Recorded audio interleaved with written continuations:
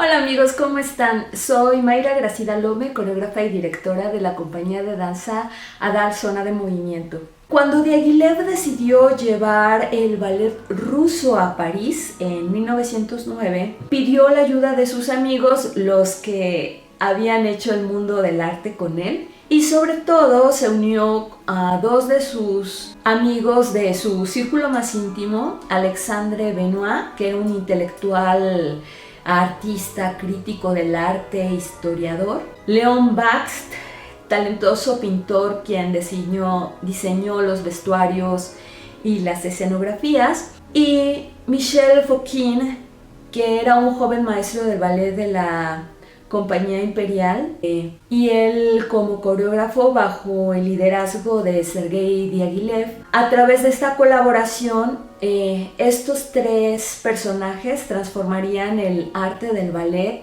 y lo transportarían al nuevo siglo.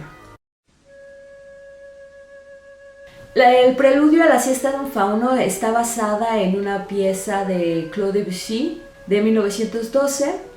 Posteriormente va a hacer Juegos en 1913, que es un trío en el que él baila en puntas. Pero en el estreno en París del preludio a la siesta de un fauno, tiene una reacción del público muy violenta y absolutamente negativa en el Teatro de los Campos Elíseos, sobre todo porque al final de la obra Václav hace ciertos movimientos sugerentes con una mascada que tira a una de las ninfas en el escenario, y que por supuesto resultó ser todo un escándalo. No obstante, el coreógrafo fue defendido por el gran Augusto Rodin, quien aseveró que Nijinsky nunca había estado tan notable como en este rol. Bronislava, su hermana, testimonia acerca de esto. Nijinsky fue el primero en exigir que toda su coreografía fuera interpretada no solo como él la veía, sino de acuerdo a su propia interpretación artística. Ningún ballet había sido hecho con una precisión musical y coreografiada como el preludio a la siesta de un fauno. Cada posición, cada movimiento del cuerpo, hasta la punta de los dedos, era regido por un estricto plan coreográfico. Hay que recordar que la mayoría de los bailarines de esta obra en particular no entendían lo que Václav hacía. No les gustaba nada su estilo. Se sentían obligados y a menudo se quejaban de ello. ¿Qué es este ballet?, decían. No hay un solo paso de baile ni un solo movimiento libre. Lo sentimos como si estuviéramos tallados en piedra. Por cierto, si quieren que hagamos un análisis de esta obra, déjenmelo saber y con gusto lo hacemos. La siguiente coreografía de Nijinsky, La consagración de la primavera, tuvo la composición musical de Igor Stravinsky.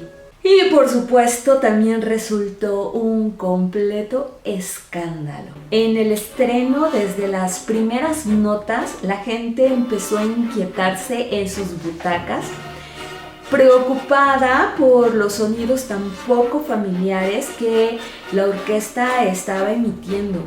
Y unos minutos después, cuando se sube el telón y los bailarines empiezan a realizar la danza, los murmullos y las quejas se dejaron escuchar en todo el teatro, porque el ritmo y los acordes eran poco convencionales para la época, y además la danza estaba llena de movimientos extraños para lo que la gente acostumbraba.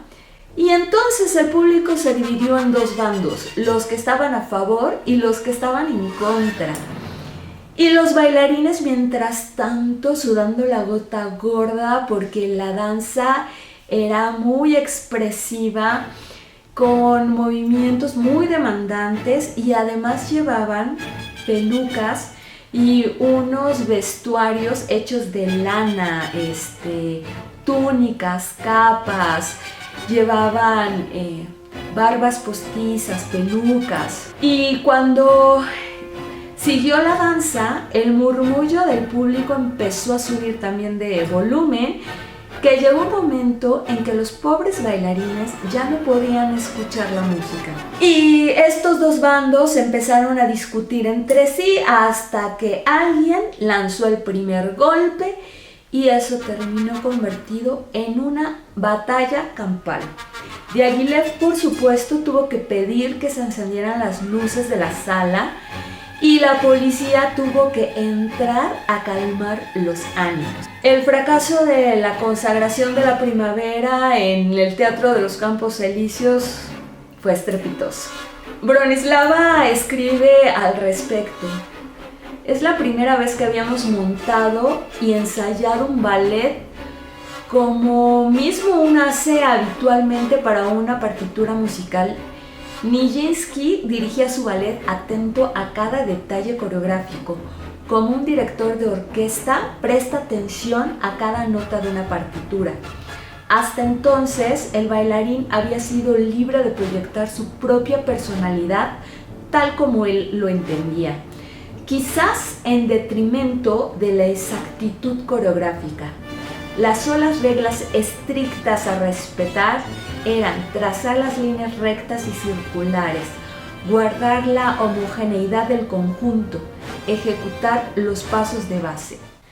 En 1913, los ballets rusos habían iniciado una gira por Sudamérica. Diaghilev no acompañaría a Václav porque tenía una superstición, un miedo terrible a morir ahogado en el océano. Durante esta gira, Václav conoce a Rómola de Pulski, quien era una condesa húngara y que se declaraba fan de Nijinsky. Rómola se va acercando poco a poco a su gran ídolo hasta que esto termina en una relación entre ellos y terminan casándose. Rómola y Václav se casan en Buenos Aires durante esta gira. Y por supuesto, a su regreso a Europa, a Diaghilev la noticia no le sienta bien. Decide romper con el bailarín, le retira su amistad y, lo más importante, le retira el apoyo y su mecenazgo.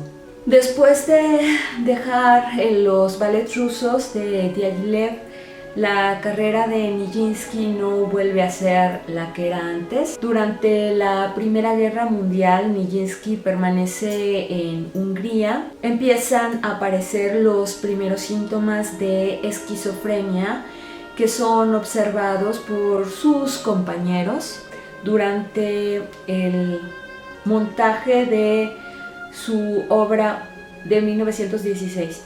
En 1919 sufre un colapso nervioso y eso significa el fin de su carrera exitosa. Y entonces es llevado a Suiza por su esposa para que fuera tratado por un famoso psiquiatra, pero no hubo éxito.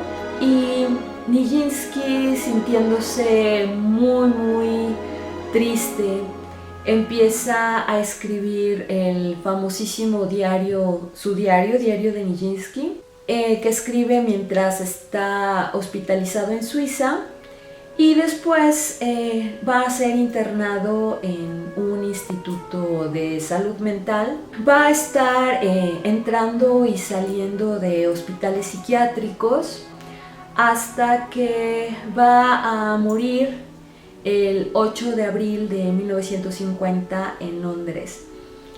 Y sus restos actualmente se encuentran en el cementerio de Montmartre. Así termina la historia de este magnífico artista.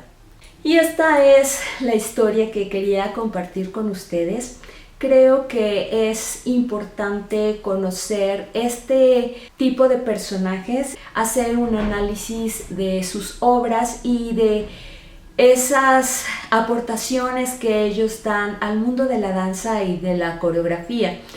En el caso de Nijinsky me gusta mucho pensar en este parteaguas que hace con respecto a la danza clásica que se venía haciendo durante el siglo XIX y este rompimiento que él logra hacer desde la técnica para poder entrar a una concepción de la danza y del cuerpo mucho más libre, mucho más expresiva y diferente, pese a lo que esto le significaría a él como coreógrafo y como artista. Pero por favor, díganme si a ustedes les interesa que hagamos análisis de obras y de personajes para que vaya preparando los temas. Que se necesita tiempo, mucho cuidado para poder tener diferentes fuentes, entonces para que vaya haciendo mis investigaciones. Les agradezco muchísimo la atención, ya saben, aquí estoy para ustedes. Como siempre les recuerdo, mis redes sociales me pueden encontrar como Mayra Gracida Lome, coreógrafa, y ya saben, todas las redes sociales de Adal Zona de Movimiento. Les agradezco mucho que estén conmigo y nos vemos muy pronto.